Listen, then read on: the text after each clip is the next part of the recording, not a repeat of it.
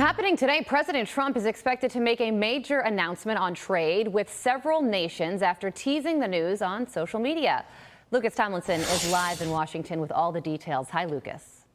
Good early morning, Carly. President Trump teasing that announcement from the White House last night, saying this morning he could be announcing more tariffs, but did not say against whom. Posting on social media, as Truth Social, quote, "We will be releasing a minimum of 7 countries having to do with trade tomorrow morning," meaning this morning, with an additional number of countries being released in the afternoon. So full day of tariff announcements potentially, Carly. The president also says news about the drug industry could be announced soon. The president says he wants more legal drugs made here in America, not overseas. We'll be announcing something very soon on pharmaceuticals. We're going to give people about a year and a half to come in, and after that they're going to be tariffed if they have to bring the pharmaceuticals into the country, the drugs and other things into the country. They're going to be tariffed at a very, very high rate, like 200%.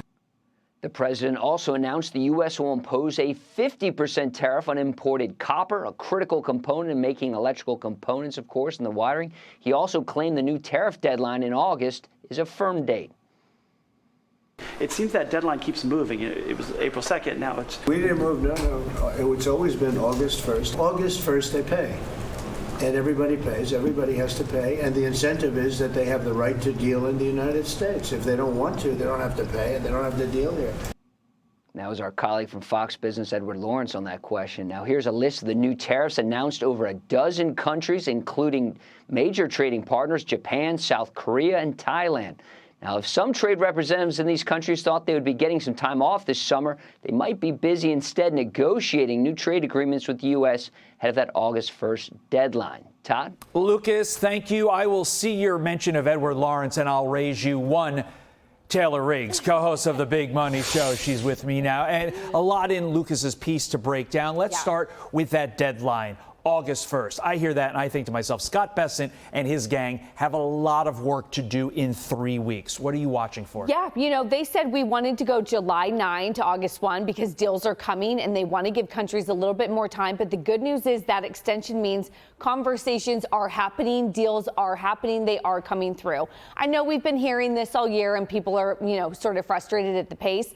But remember, these trade deals used to take months, if not years. They're now taking weeks to months. So again, Scott Bessent, I think the biggies we want to look for, South Korea, India, Japan. A lot of people point to that and they're like, why are we tariffing Bangladesh? They have a per capita income of like $3,000. That's a side note. Focus on the big players. That's what the market and the economy wants to focus on. And speaking of countries, Trump teased 7 countries in the morning, some in the afternoon. Any indication as to what we are going to hear today from the White House when it comes to specific countries? Any indication any of those countries that you just mentioned could be on tap for today? I know, probably not. I mean, maybe. Let's see. But again, focus on the biggies. That's what the market wants. China's going to take a while. We know that. But actually, Trump in his cabinet meeting yesterday said that China's actually been really good to us. They've been nice. He's been in conversations with Xi Jinping.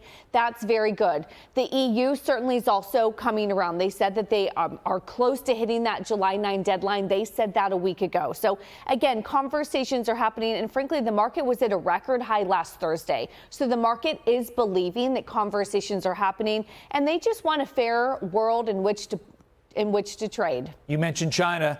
State media there issuing a response yesterday over any move to restore tariffs on Beijing, saying the following: China firmly opposes any side striking a deal that sacrifices Chinese interests in exchange for tariff concessions.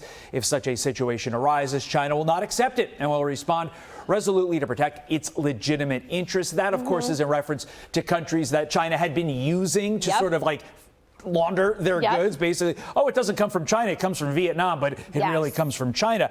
But in light of China's flailing economy, and assuming that Trump gets a lot of deals done with a lot of other countries, especially in, Asia, does China have any leverage on this? Not really. Vietnam was the biggie. It wasn't just the 20% tariff, it was the 40% trans-shipping tariff. That's aimed at China. So China can't dump their goods on Vietnam to avoid our tariff with us. So basically that 40% tariff China is still somehow paying in some world. Look, we definitely have more of the negotiating leverage. We know that they ship us 5 times the amount of goods that we ship them. They need us as the shopper, right? As the big customer. We need to be shopping from them, and their economy has not been in a good spot. So again, it's all about leverage, but certainly don't want to piss them off too much. Right. So no, we do not. They still have our pharmaceuticals, which is why we're working on getting those back on so that they can't hang that over our head along with the rare earth minerals. Let's remember, Scott Bessent also said there could be $300 billion in tariffs collected, if not more, by the end of the year. And I thought the whole country was going to go away when we quickly did on tariffs. that, that's $2.4 trillion in the next decade. That makes the BBB pay for itself. Taylor Riggs, thank you. Appreciate it. I'm Steve Doocy. I'm Brian Kilmeade. And I'm Ainsley Earhart. And click here to subscribe to the Fox News YouTube page to catch our hottest interviews and most compelling analysis.